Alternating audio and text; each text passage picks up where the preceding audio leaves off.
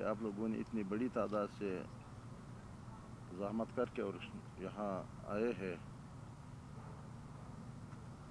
تو ہمارے بنیادی طور پہ پریس کانفرنس کا کل رات ہم نے اعلان کیا ہوا تھا، اور اس کا بنیادی مقصد یہی تھا کہ کل جو 15 پولنگ اسٹیشن پہ حلقہ 45 پہ جو انتخابات ہے، اس حوالے سے کل بھی آپ لوگوں نے سارے رات وہ سارے صورتحال آپ لوگوں کے سامنے گزر گئی ہے.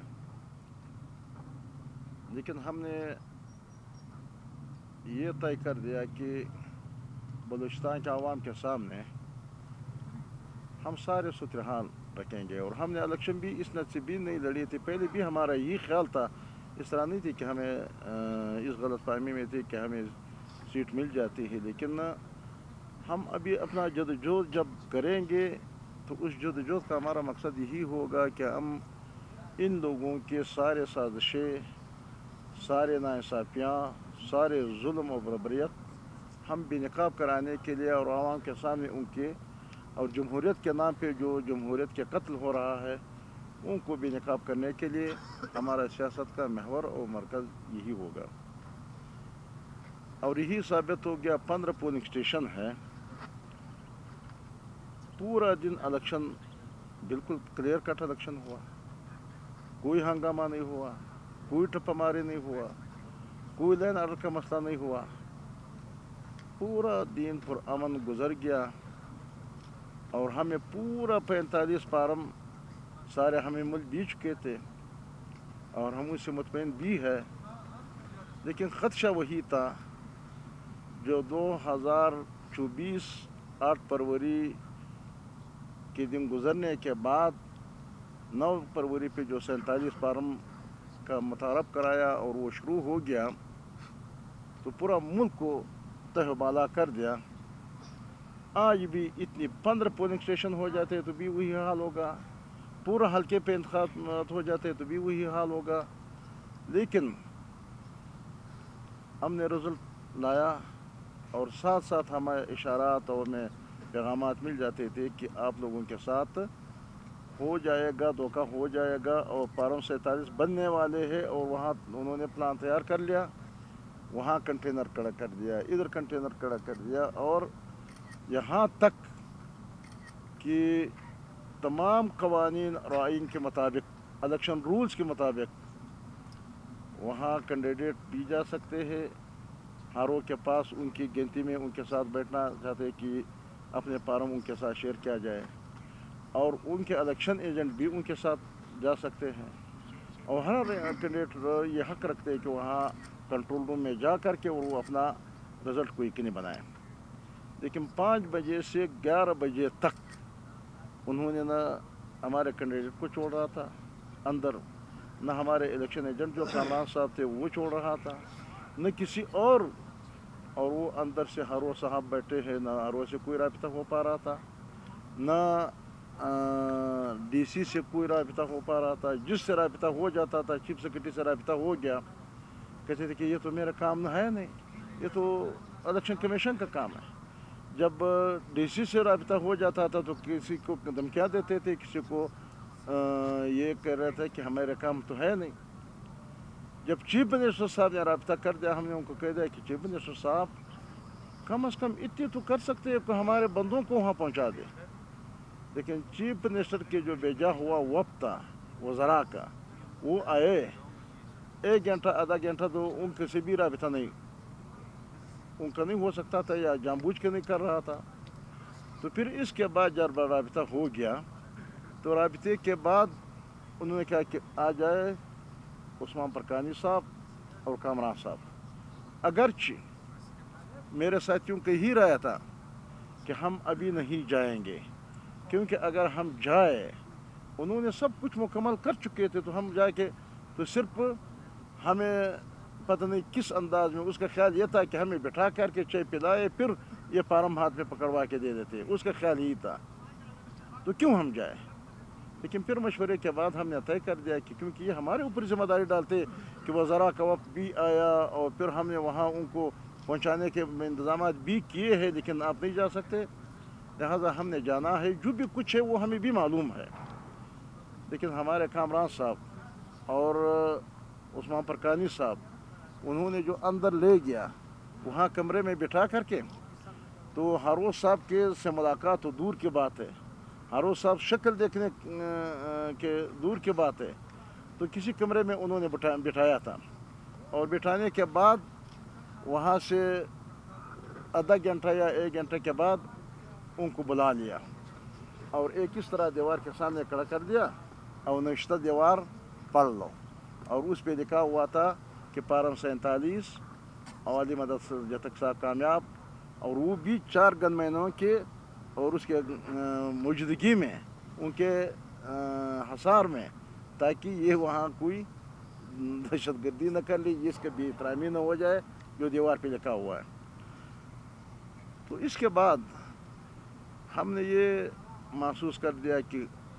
انہوں نے جو کام کر دیا وہ تو کر دیا، لیکن ہم اپنا مظلومیت، اپنا حق اس میڈیا کے ذریعے،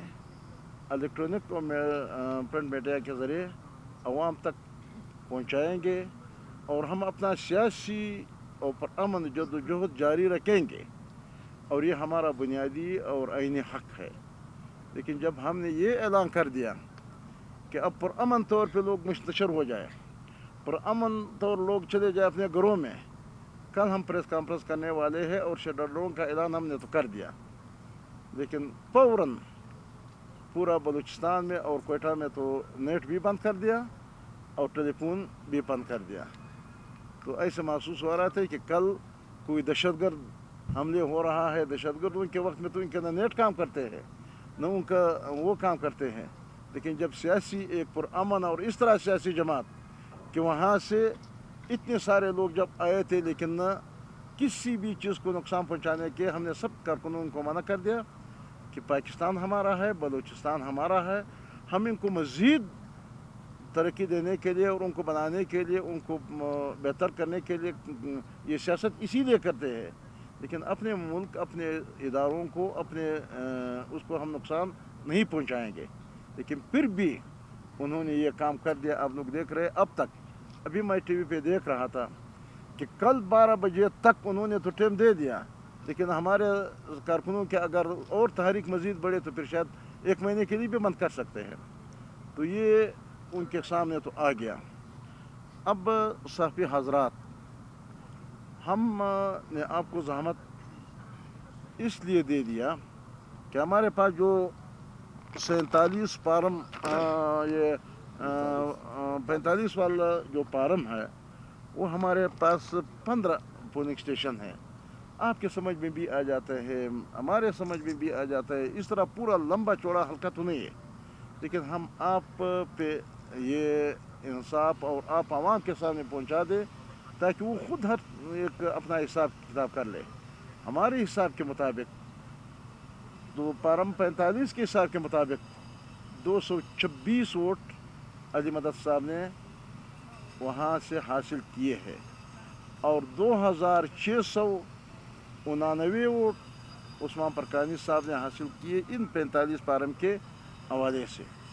اب 45 جب آ جاتے ہیں، الیکشن کمیشن، ہم جو سال سے الیکشن لڑتے ہیں، تو جس کے ہاتھ میں 45 فارم ہو اور اس پہ وہاں پریزیڈنگ افسر کا دستخط ہو، وہ اس کے حقدار ہے کہ وہ اس حلقے کے نمائندہ مقرر کیا جائے، صرف وہ رسمی طور پہ ان کی نوٹیفکیشن جاری کرنے کے لیے۔ لیکن یہ دو درمیان میں جو 47 فارم کہ نہ اس کے لیے کوئی دلیل ہے، نہ اس کے لیے کوئی ثبوت ہے، نہ اس کے لیے کوئی عوام کے رائے کی ضرورت ہے، 47 فارم جاری ہو گیا۔ تو ایک تو ہم آپ کو آج ایک ایک دکھائیں گے اور آپ اس کی تصویر بھی لیتے رہو اور نوٹ بھی کرتے رہو۔ اگر میڈیا کے دوستوں پہ اس پہ کوئی اس طرح اعتراض اس کے نظر میں ہو کہ یہ خدا نخواستہ 45 فارم یا یہ ہے یا وہ ہے، ہم اس کو قبول کرتے نہ ہو، تو ہم نے ایک آپ کے ذریعے عوام تک ہم یہ پہنچانا چاہتے ہیں۔ دوسری بات یہ ہے کہ ہم اس احتجاج کو جاری رکھنے کے لیے، کیونکہ کل رات جو ہم نے اعلان کر دیا، تو اعلان کے فوراً بعد تو سارے میڈیا اور نیٹ وغیرہ، ٹیلی فون وغیرہ سب کچھ بند ہو گیا، آج بھی بند ہے۔ تو ہمارا پہلے تو فیصلہ ہی تھا، رات جو ہم نے فیصلے کیے کہ آج جو شٹر ڈاؤن ہڑتال ہمارے ہوگا، تمام اضلاع میں اور خاص کر کوئٹہ شہر میں، اور کل کے لیے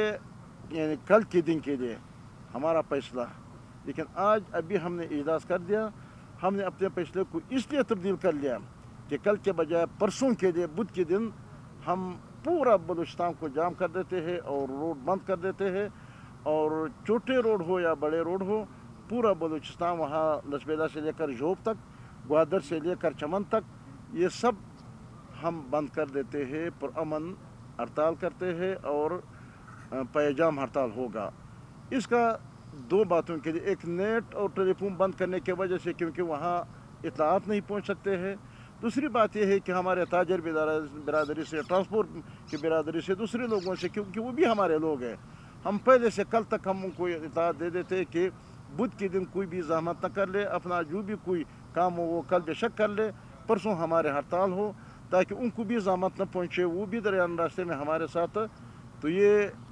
آج ہم اعلان اور فیصلہ ہم نے کیا ہوا، یہ اعلان کرتے ہیں کہ کل نہ پرسوں بدھ کے دن پورا بلوچستان میں پیجام ہڑتال ہوگا، اور اس کے بعد جب یہ پیجام ہڑتال ہو جائے گی اور ان لوگوں نے اگر پھر بھی اپنا رویہ جاری رکھا ہوا ہے تو پھر ہم اپنے مرکزی جماعت سے بھی رابطے میں ہیں اور ہمارا اپنا مشاورت بھی جاری رہے، آئندہ کے عمل پھر بعد میں ہم آپ کو بتا دیں گے۔ اور اسی طرح ہم نے 4 تاریخ کو ہمارے مجلس عاملہ کا اجلاس ہوا تھا، آج ہم نے اس حوالے سے بھی پریس کانفرنس کرنا تھا، وہ بھی اس حوالے سے تھے کہ بلوچستان کی جتنی بھی مسائل ہیں، بلوچستان میں سارے کسٹم بند، یعنی تربت، گوادر، پنجگور، ماشکیل، چمن تک، یہ سارے واشب کے سارے بارڈر بند ہے،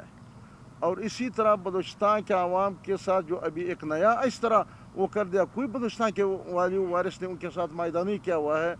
کہ 20-20 لاکھ روپے دے کر کے اور 20 لاکھ کے بدلے میں ان کے 40-50 لاکھ کے ٹرانسفارمر اور کمبے وہاں سے اٹھانا شروع کر دیا۔ یہ کون سا طریقہ کار ہے؟ جب ان کے سبسڈی بھی ختم کر دیا جو 15 ارب روپے کے لگ بھگ بلوچستان دے رہے تھے اور اسی طرح مرکز دے رہے تھے، لیکن